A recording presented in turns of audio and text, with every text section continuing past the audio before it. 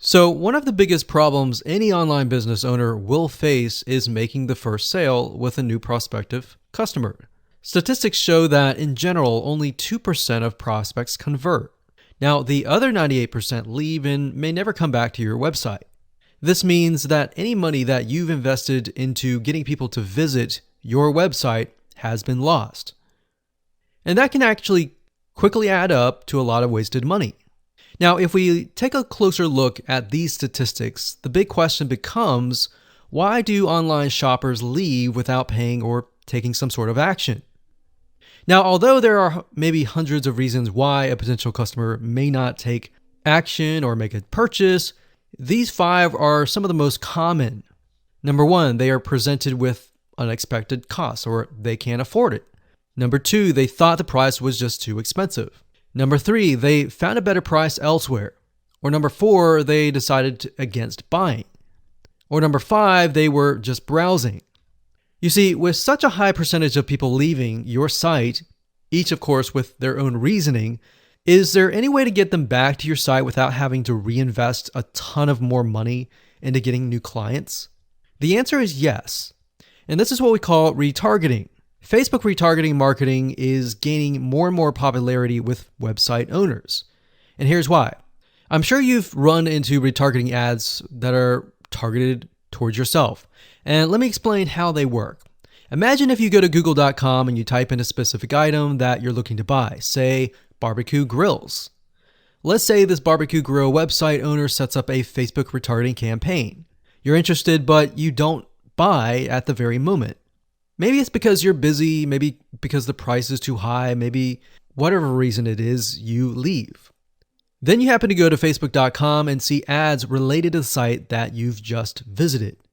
You're intrigued and you come back and buy or take a specific action. You see, in this case, the retargeting ads sealed the deal that you would ultimately buy from them. If you're still not convinced of the power of retargeting, then here's a specific statistic. You see, according to ComScore study, retargeting ads led to about 1,046 increase in branded search and about 726 lift in site visitation after about 4 weeks of retargeted ad exposure. That's a huge amount of people that otherwise would likely never come back to your website or your landing page. Now, the best news about this is that you can do it for your own website. So I'd like to introduce you to a 9-part video course that shows you how to do this step by step. So in other words, while 2% of your prospects may convert after viewing the website initially, the other 98% who may leave may never come back. So this video course is all about how to professionally use Facebook retargeting marketing to bring back about 98% and convert window shoppers into buyers. So I'm going to show you how to properly set this up and use the power of retargeting on the facebook.com platform. Now, here's a quick overview of what's inside this video course. Video number 1 is the introduction. We'll give you a quick overview of the course. We'll talk about how to get in the right mindset so that you start off strong. And then we talk about what tools and what things you'll need to have in hand to get started. Video number 2 is a visual mind map of the Facebook retargeting process. Before we jump in and show you how to set things up step by step, it's really good to get a bird's eye view or a general view of everything at once. So this is what this video covers. Video number 3 will talk about the visual mind map of real life scenarios. By giving you some real life scenarios or real life examples, what this does is it enables your mind to start moving, start jogging with ideas so that you can pick and choose which one you want to go with, and that you begin to understand the whole process of Facebook retargeting. Number 4, we'll talk about the Facebook pixel, what it is, why it's important, and how you can use it. Video number 5, we'll talk about adding the pixel to your website, whether you're using WordPress or ClickFunnels, Lead Pages, or any other landing page builder. Video number 6, we'll talk about pixel variables and settings, otherwise known as standard events. Video number 7, we'll talk about custom audiences, and of course, how to create custom audiences in video number 8. And of course, last but not least, video number 9, we'll talk about retargeting campaign setup. So we're going to take everything that you've learned up until this point and set up a campaign to show you how to implement and embed the custom audiences within that retargeting campaign. So if you're interested in how to create your own highly successful Facebook retargeting campaign, with that said, everything you need to know is right here inside this video course. Hello and congratulations on getting access to this video course on Facebook retargeting. Okay, so this is video number 1, which is the introduction and getting started. So before we get started, I want to give you a quick overview of what's inside this video course so you know exactly what to expect. So obviously this is video number 1. Video number 2 is going to be a visual map of Facebook retargeting. And what that includes is I'm going to show you how Facebook retargeting works. And a lot of times people jump straight into showing you how to set things up. But unless you really understand how everything fits together, what connects to what, and all of that, it's really going to become confusing. Because if you set things up like an email opt-in retargeting campaign or a blog post campaign or a purchase retargeting campaign, every one of those is different. So once I show you the basics via a visual map, that's when we show you some real life examples in video number 3. Of course, in video number 4, I'm going to talk about the Facebook pixel, what it is, why it's important, and how it's used. And of course, from that point, we'll move to video number 5 and talk about how to add the pixel to your website, whether you're using WordPress, ClickFunnels, Lead Pages, or any other landing page builder. Video number 6 will talk about pixel variables and settings, otherwise known as standard events, such as how do you tell Facebook that somebody has landed on your page, somebody has converted into a lead, somebody has added the product to their shopping cart. Maybe you want to find people who have added things to the cart but have not yet purchased so that you can show an ad to them, remind them that they are interested in that purchase, and perhaps give them some sort of discount as well. Video number 7, we're going to talk about custom audiences, which are essentially lists or segments of people that you have targeted. And when you create your Facebook ad, you can then target that specific custom audience and show that specific ad to that audience. And then of course, in video number 8, we'll have some practical application and show you how to create these custom audiences. And of course, last but not least, video number 9, we'll talk about retargeting campaign setup. All right, so let's talk about mindset, because I'm a big believer of having the right mindset before you get started. I want you to realize that you're not going to make a sale. You're not going to get leads right away just by setting up a Facebook retargeting campaign. Converting visitors really does take time. And to be realistic, sometimes 12 to 17 times of touch points, meaning you have to get in front of them 12 to 17 times before they will buy. So I want to make sure that you don't expect an immediate action or an immediate sale. Now, to get started, you're going to need these things. You're going to need to have a Facebook ad account. And in doing so, you'll also need to have a Facebook business account. And you can go to business.facebook.com to get access to a Facebook business account. Now, having a business account is separate from the Facebook ad account. You'll obviously need money for ads, realistically at least $500 or more. This is not free by any means, but it's a great way to test things and find results right away. You'll also need to have an idea of how you are selling your product or service in terms of your website, in terms of your funnel landing page setup, meaning how many pages do you have in your funnel? Do you have 3? Do you have 4? Do you have 5? How many? So you want to have an idea of that before you get started, because it'll start to make sense once I show you around. And of course, you'll need to have some sort of mind map or flowchart software. And the reason for that is it will help you be able to map things out, map your own plan of attack out, so that you will be able to successfully implement everything that we're teaching you. Hello and welcome back. This is video number 2, and in this specific video we're going to show you a bird's eye view of how Facebook retargeting works. So you may have a general idea of how Facebook retargeting works, but my goal here is to kind of give you a visual mind map of how all the pieces connect together. Because if I jump in and start showing you to do this, to do that, and I don't explain what things are and why things are important, I know that you will get confused, and I don't want to overwhelm you, so that's the goal here.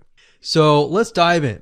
Obviously, this is going to be the visitor, and the visitor comes to a website, a landing page, whatever page that you want. Let's say that it is a blog post, and it could be a specific blog post. It doesn't matter. So they visit this blog post, and on the blog post, in order for us to know that they visited the blog post, there's going to need to be a piece of code. And that piece of code is called a Facebook pixel. Now, I'm not going to talk about that right now, but all you need to know is that the Facebook pixel tracks them. I'm going to talk briefly about the Facebook pixel later on because it can get kind of technical. So all you need to know right now is a piece of code that tracks them and lets us know that they have visited this particular blog post. Now, bear in mind that if you want to learn how to set things up with different scenarios, what do you do with an opt-in page? Or what do you do when you're trying to get somebody to fill out a form? Or what do you do when you're trying to sell a product? Well, I'm going to talk about different real-life examples in the next video. All right, so just keep that in mind. Let's just talk about the basics.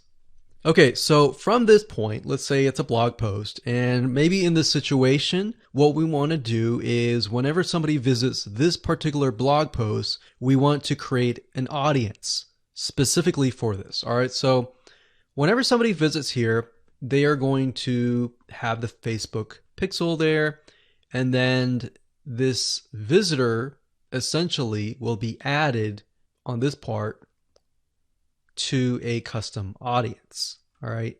And don't worry, we're going to explain all of this later on. Now, this custom audience is going to allow us to say, okay, anybody who visits this page is now added to this audience here. Now, why do you need an audience? Well, you need an audience because when it comes to trying to put ads up, so let's put this up. Let's do a Facebook ad.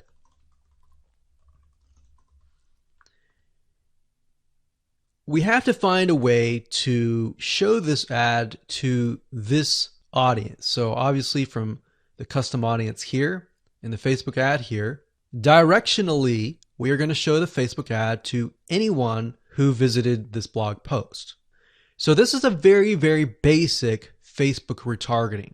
So let me repeat this. Let's do a recap. A visitor comes to the blog post, and this piece of code is just happens to be on this blog post, which will allow us to know, okay, this person visited it and they're segmented into this audience, and therefore we then show them Facebook ads on Facebook to this custom audience. So that is a very, very basic scenario.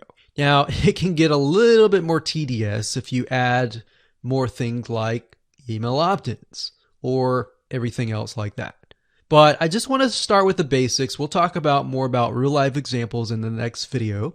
Now, what you will need to learn is the Facebook pixel, how to use it, how to set up different things like triggers, different ways to work with variables. And the Facebook pixel is just more than a piece of code. It can track when somebody visits a page. It can track when somebody buys a product. It can track when somebody opts in. So in other words, if you want to know if a conversion happened, then you will need the Facebook pixel again. So the Facebook pixel is essentially a piece of code that is on your whole website, and based upon where they land, where they convert, It is all recorded. So we'll talk more about that later on, but let's move on to the next video. And I'm going to give you some real life examples and real life scenarios. We're going to show you different mind maps for different scenarios so that you have an idea of kind of how things work. Welcome back. This is video number 3, and as promised, I am going to give you some real life examples of different scenarios so that whether you're trying to build a list or whether you're trying to sell a product or whether you're trying to just brand yourself, different scenarios call for different setups and different types of campaigns. So we talked about the blog post earlier, and that's fairly simple. But let's say, for example, that you want to build a list. How do you set things up? All right. What if they don't opt into the list? How are you going to retarget them to get them to sign up for the list? So what you really have to do is you have to get an idea of what you want to achieve. What action do you want? Do you want an email? Do you want a sale? Do you just want to brand yourself and expose people to your awesome content? And there are other different scenarios as well. How do you get somebody to fill out a form? So how about we cover those right now? So let's do opt-in list. So let me jot this down so we don't forget. So we're going to cover next. So we covered blog post. We're going to cover email opt-in, a sale, and perhaps a branding. Yeah, we actually, blog post is actually branding. So branding. Now you could go further and show them ads of other related content as well. You could do that. But the goal here is to try to keep things simple. All right. We don't want to get too complex because, believe it or not, Facebook ads can get very, very complex. Funnels can grow and be extensive as possible, but let's keep the things simple. So we got a sale. Well, let's do perhaps a form.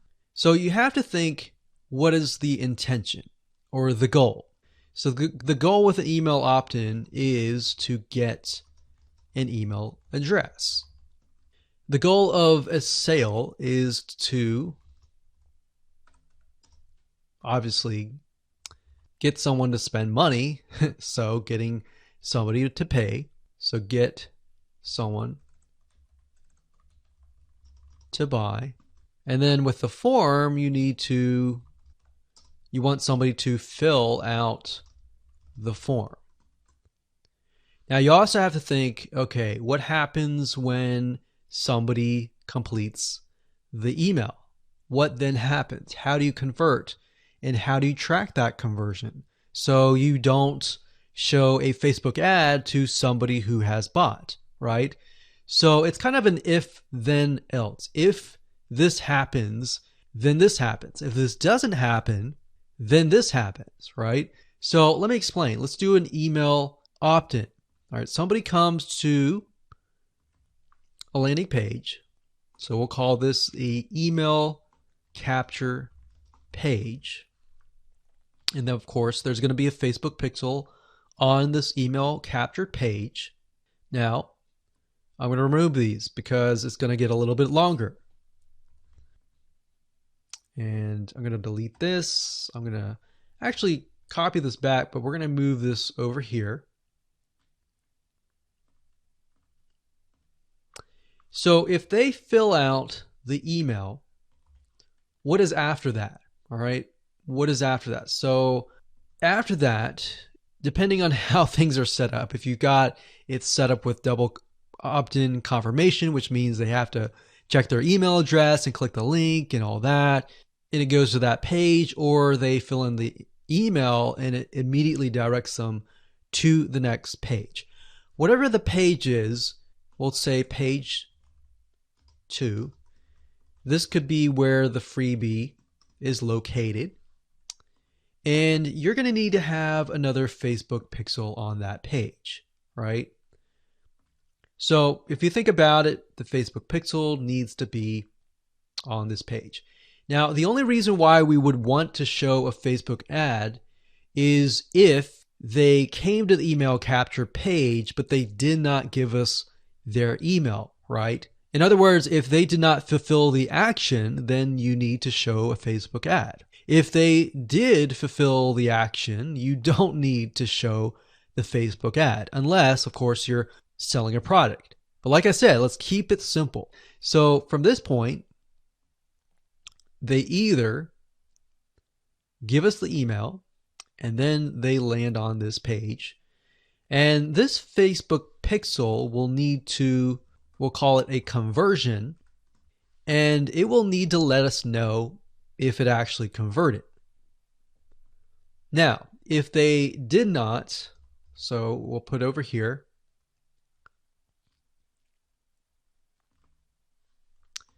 did not give email. So this is if they gave us the email. If they did not give us the email, and that's why I put an arrow here. So these are scenario 1. So we could actually name this. Let's name this scenario 1.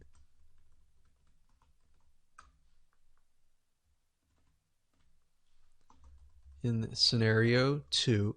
And obviously scenario 2 doesn't have a page or anything. It's just merely they exited this specific page. If that's the case, we want to retarget them, right? So we are going to say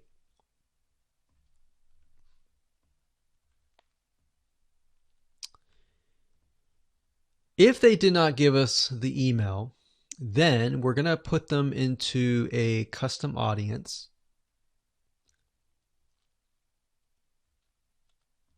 So in certain respects, what it's going to do is if somebody visited this page, but they did not visit this page, then we put them in a custom audience.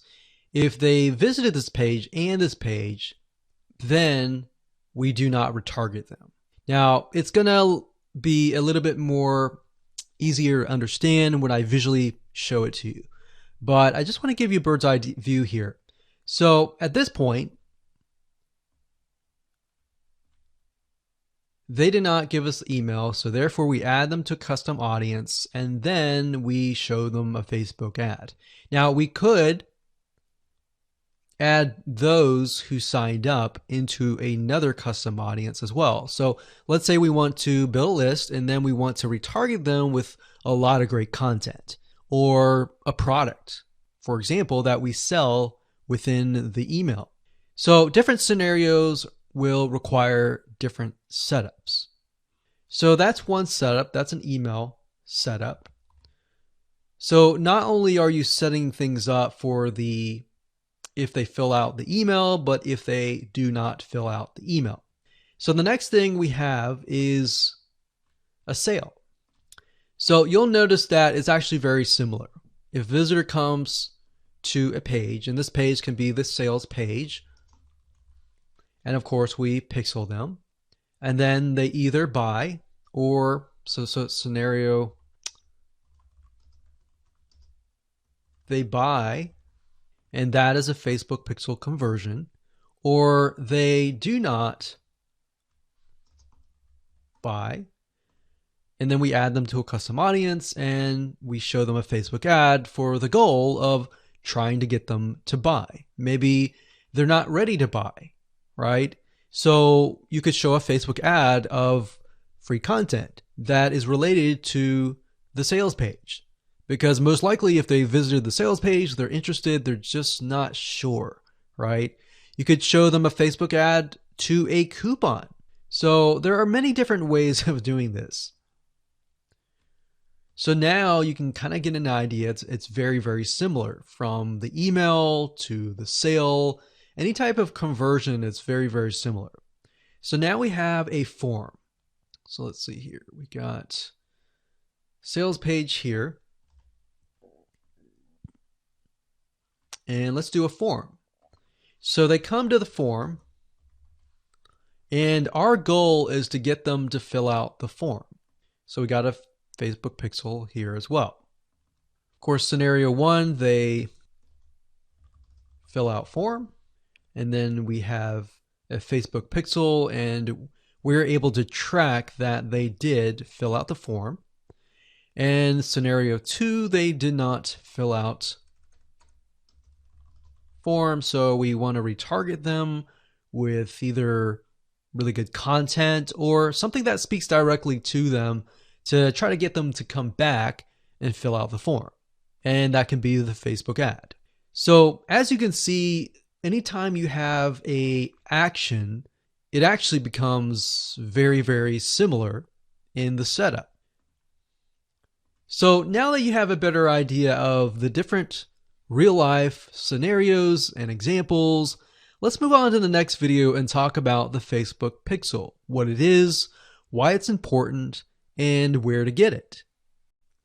Hello and welcome back. This particular video is video number 4, and we're going to focus on the Facebook pixel. So we briefly talked about that earlier, but before we dive in, I want to say that you will need to have a Facebook business account. So to do that, you'll need to go to business.facebook.com. That's business.facebook.com. You'll need to create an account so that Facebook knows that you have access to certain ad accounts. So with a business Facebook account, you are able to not only access your own account, but you'll also be able to access anyone else who gives you permissions to do so. Now, as far as the pixel goes, once you have created an account, what you'll need to do is up at the top, you'll see this events manager, and you'll see this / icon. You'll click on that, and then you'll click on the all tools down here, and then you'll click on pixels right here. Now, bear in mind that Facebook oftentimes will change around their user interface. So if it doesn't look exactly like this, then look around and you'll likely find the pixels.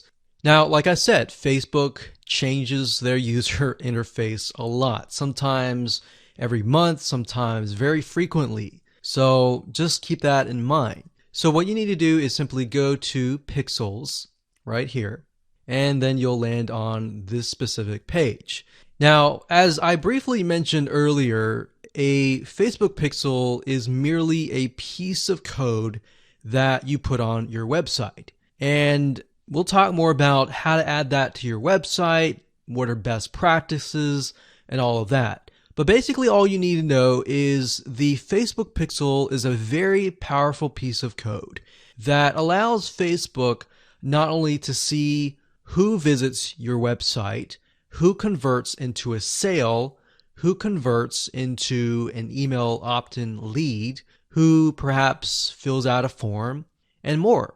It also collects a lot of data about the visitor, who they are, what sites they visit, and a lot more data. In fact, Facebook in itself has so much data that as far as being an advertiser, it enables you to reach more people that are actually interested in what you have to offer. So that's basically what a pixel is. And to set it up, all you have to do is go to this page, click on Setup here, and it'll give you different options. So you can either click this here to manually install the code yourself, and it'll basically give you a piece of code that you will install. Or as you can see here, it says Facebook Pixel currently integrates with these platforms here. So you can click that and it'll allow you to add it to these locations here.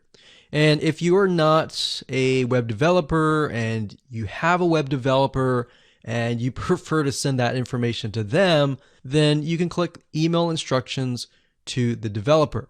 Now, we're going to talk more about this in the next video on how to get the code, how to add that code to your website. If you're using a WordPress website, what kind of WordPress plugins should you use? And we'll talk more about that in the next video. Hello and welcome back. This is video number 5, and we're going to talk about how to add the pixel code to your website. Now, it's really going to depend on what kind of landing page creator you use, what kind of website platform that you use. So for example, WordPress is going to be a little bit different. I'm going to show you a WordPress plugin that you can use if you're, say for example, using a HTML website page builder or ClickFunnels or Lead Pages or OptimizePress or any other type of landing page builder. You need to make sure that the pixel is on every single page of your funnel, because you're going to want to track everything from start to finish. Or you just want to put the pixel code on the pages that you want to track. For example, the pages where they initially visit, the pages where they convert, the pages where they don't convert, and so forth, so that you're able to kind of get a bigger bird's eye view of what is happening, what people are visiting, what people are not, and all that. So if you click on the install pixel code in Facebook Manager, then you'll see this page. Now, like I said, it can change, but basically what you need to do is it says locate the header code for your website. So what you're going to look for is the head tags, and you're going to put the pixel code within these tags.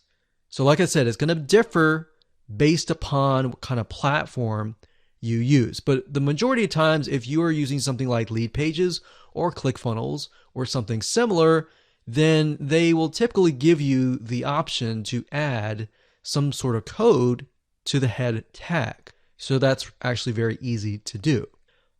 Now, when it comes to something like WordPress, you will want to add this code to a plugin. You could do that, or you could add it to the header.php template of your WordPress theme. So I'm going to show you different options that you can take, two different options for a WordPress site. But of course, if you're not familiar and this is a little bit overwhelming, you can always get a web developer to do this for you. It's really not hard to do once you understand the concept. So now let's talk about the WordPress plugin that we highly recommend that you use. We actually use this on a lot of our WordPress sites, and it's a free plugin. If you go to wordpress.org/plugins/pixel your site, as you can see here, or you can simply come here, click on plugins, and type that in here. That's fine as well. But this plugin is very useful, and it allows you to add your Facebook pixel to certain pages of your WordPress site. So it's a matter of just simply installing the plugin, grabbing your pixel code, and adding it to the settings area. So it's very, very easy if what we talked about before it seemed a little bit daunting.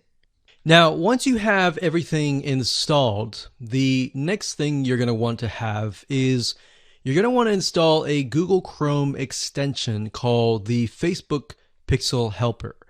And the reason why you want to install this is because you want to make sure that the web pages that you're inserting into Facebook actually have the Facebook pixel. You definitely don't want to assume that it is installed and set up your campaign, pay the money for the Facebook ads, and realize, oops, it's not there. So this is another free plugin for Google Chrome.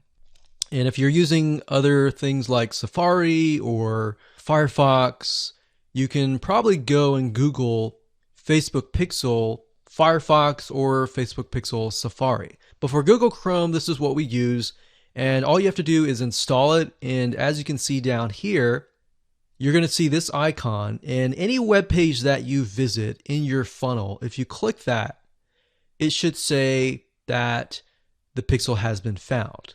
If it has not been found, you either need to reinstall it, showing what we talked about earlier with the WordPress plugin and all that, or even just hiring somebody who knows how to do that. And it's really not that hard.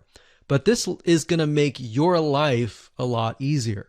So again, go to Google, type in Pixel Helper Chrome extension, and you'll get this right here. And that's really all you need. All you need to do as a recap is, number one, install the pixel in the head tags for any web page that you want. And number two, get this Chrome extension so that you're able to test and make sure that you've installed the pixel correctly. So now that you understand how to add the pixel to your website, your WordPress site, or your landing page builder, let's move on to the next video and let's talk about the Facebook pixel variables and the different settings of the pixel itself so that you're able to track, you're able to see what is converting and all that.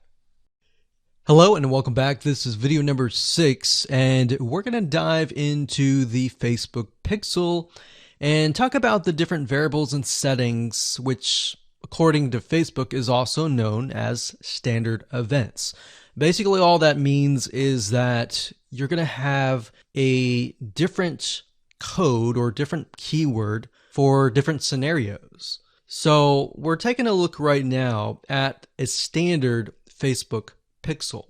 Now I've blurred out or put X's in the area of my Facebook pixel ID. So you know that this is going to be your Facebook pixel ID.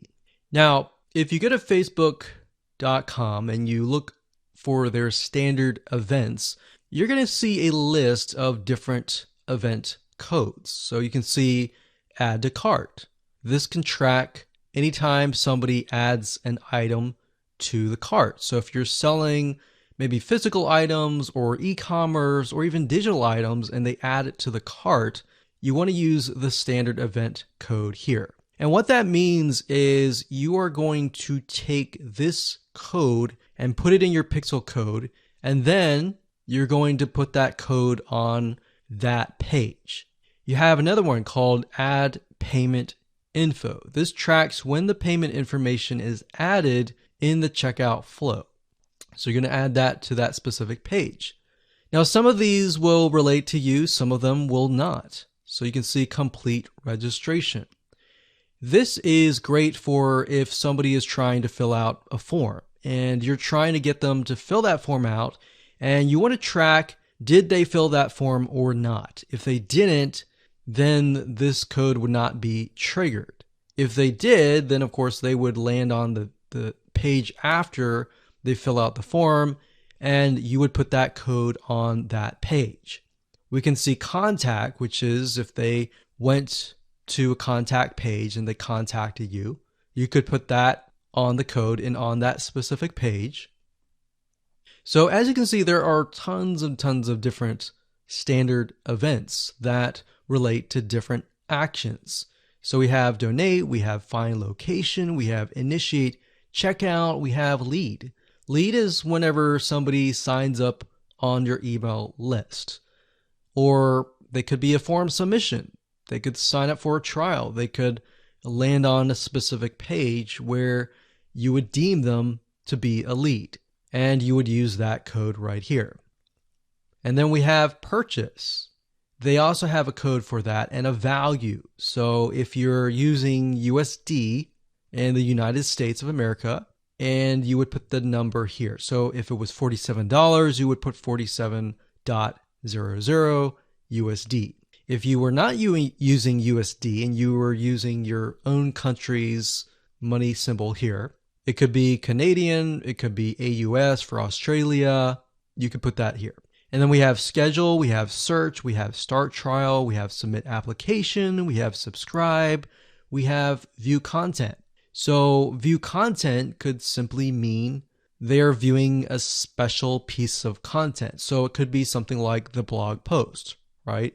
So we could send them to the blog post. You would make sure that the pixel code has this specific code in it. So why don't we go back to the pixel code and let me show you what you need to do. So let's say, for example, view content. So you're going to highlight this, click copy, and then you're going to go back to the pixel code here. And the only item that you want to change is this item here. So where it says FBQ, parentheses, track, comma, page view, we're going to remove that and then we're going to put that here. So in this case, it's view content and page view is going to be removed. So what we're going to do now is we're going to take this code and put it on the special piece of content page where we want to track it. Now, if it's a lead, we simply remove this and type lead. Now, when you run your Facebook ad campaign, what's going to happen is in the campaign, you'll see these keywords. So you can also put your own keyword as well. And it's going to tell you the keywords, how many people visited it, and all that. And you yourself will know, okay, so this many people out of 100 people came, 10 people, 10% became a lead. So you'll see leads 10. And that will give you an idea of what is actually converting. So let's do something else. Let's go back up here and let's do purchase. So we're going to copy this. We're going to go back here. And instead of a lead, we're going to copy and paste this here. This is track purchase value. Let's say it's $47, and that's all you need to do. And you're going to need to take this piece of code and put it on the page that they see after they purchase. So whatever page that they are sent to or redirected to immediately, you need to put that piece of code on that page. Now, let's say, for example, that we have a funnel and the funnel is an opt-in page. So in that case, the opt-in page is going to have a pixel code and the track will be something like this.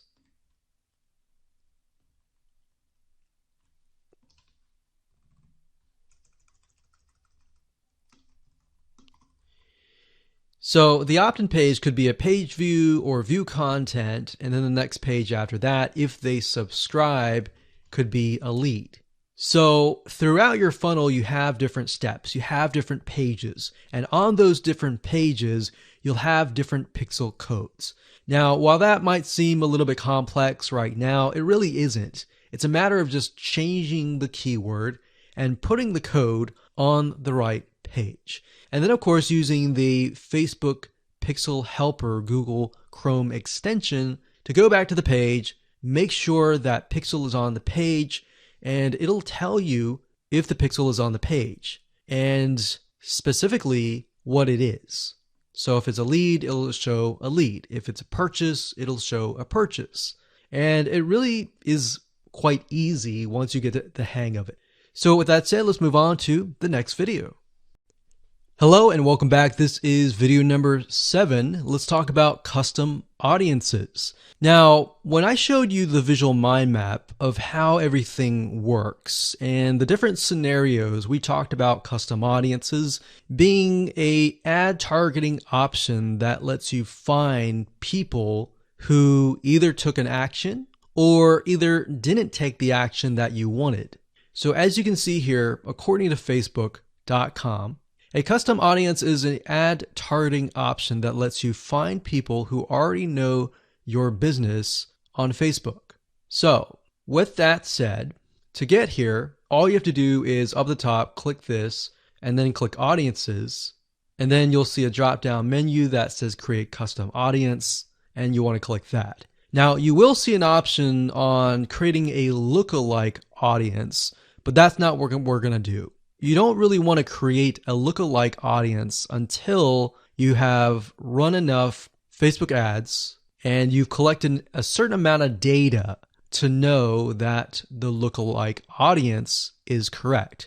So what is a lookalike audience? A lookalike audience, according to Facebook, is, let's say we run 1,000 people to an opt-in page. And out of 1,000 people, we have about 100 people who opt in. Now, out of the 100 people that opt in, we want to figure and reach similar people based on the 100 people that converted. So what you can do is you can create a lookalike audience with Facebook. And what Facebook will do is it'll go out into the database and find people that are very similar to the people that have opted in. Now, that is super powerful. No other platform can do that. So what you're really doing is you're tapping into Facebook's database according to the data that you have found and comparing and finding people that are similar.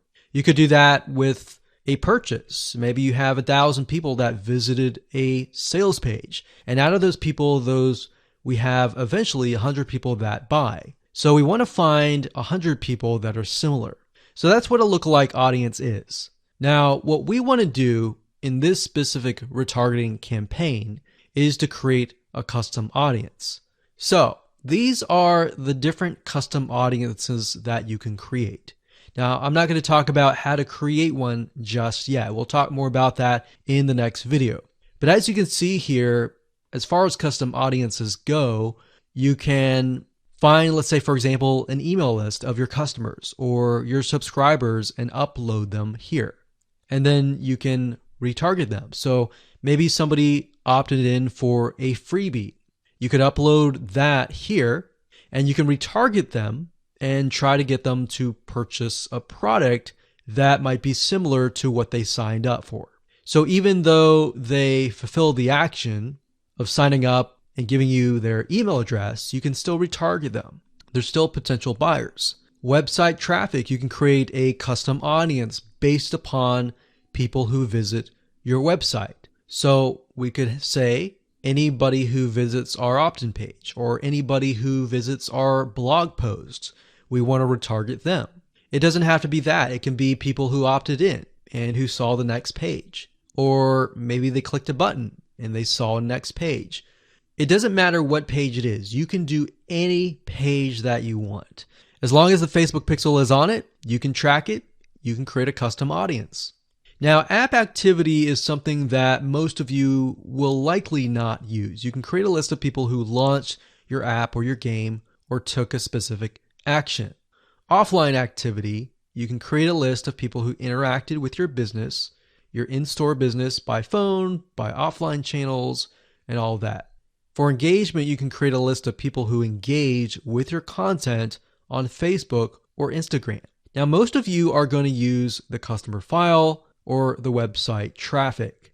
Very, very few people actually use the app activity or the offline activity unless you have a local business. So one of these two, most likely you're going to start out like this if you don't have a list. So you'll start here.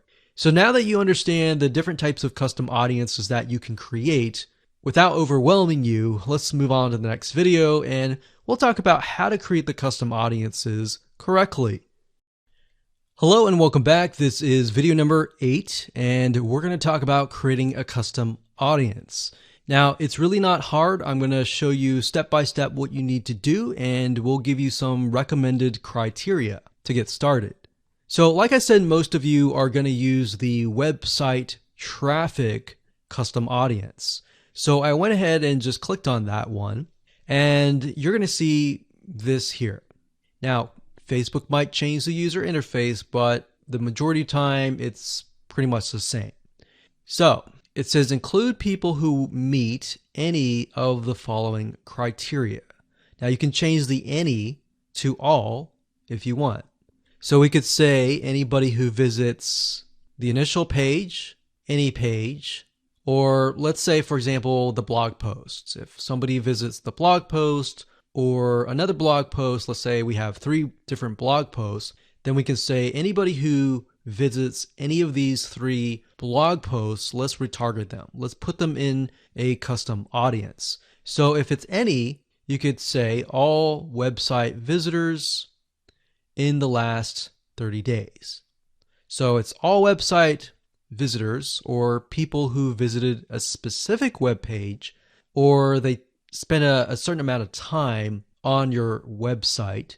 And this is really good to have just in case somebody visits really quickly and then leaves. You're most likely not going to want to create a custom audience to somebody who comes to your website and within 5 seconds leaves. You would rather create a custom audience of people who perhaps came, spent about 10 minutes or more, and then you could create a custom audience on that because that usually means that they are interested in what you have to offer.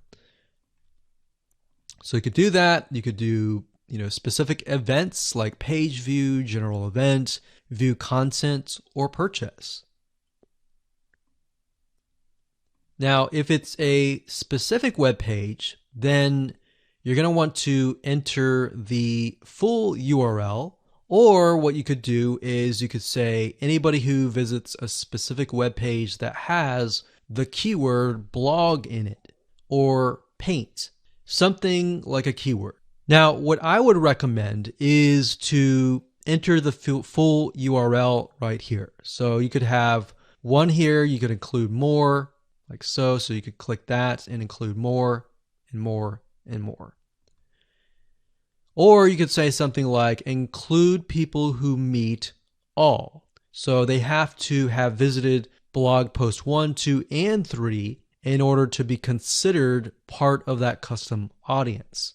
Now, what we found over the years is the more specific, the better. If you can get a custom audience for a very specific page, then when you create a retargeting ad, you will be able to talk to them very specifically. It becomes a problem when you become too general and the Facebook ad is too general and it doesn't really meet the specific needs of that visitor, if that makes sense. Now, another question that you might have is, well, out of the 30 days, do I want to do 30 days, meaning anyone who visit the specific page in the past 30 days is going to be inside of this custom audience? Now, the maximum time is 180 days, so you could do 180 days. But I am going to warn you because the majority of people who come to your page are not going to remember you past 7 days. So, keeping that in mind, you may want to stick with 30 days or less. And if you think about if you go to a web page, a lot of times you're not even going to remember it even 30 days down the road, unless it's a review page for a product that they are interested in or a product that they might be going to buy. So it really depends on the specific page that they have visited. Maybe they clicked add to cart, but they did not purchase. If that's the case, they're most likely going to remember it. But past 30 days, that becomes an issue. And if that becomes an issue, your conversions are not going to be there and they might click spam, which can actually hurt your Facebook ad. So bear that in mind whenever you're creating these custom audiences. Now you can also exclude. So you could say anyone who visits these pages, but I don't want to include maybe the third blog post. So I want to say anyone who visits the first 2 blog posts, but we're going to exclude the third one. You click exclude and you simply do the same thing and you enter the web pages there. So when you're done and you're ready, simply click on audience name, enter the name of the audience. Now, one thing to keep in mind is when you name the audience, name it something that you are going to remember and use a naming convention that you are going to remember. A lot of times it's easy to just name it anything that you want. But as you begin to build more custom audiences, you're going to forget. That's reality. And that's it. Hello and congratulations. You've reached the end of this video course. This is video number 9. And we're going to talk about how to set up your Facebook ad and then set it up so that you are targeting the custom audience. It's actually very easy to do. All you have to do is simply go to your ads manager, create a ad, and then you'll see this screen.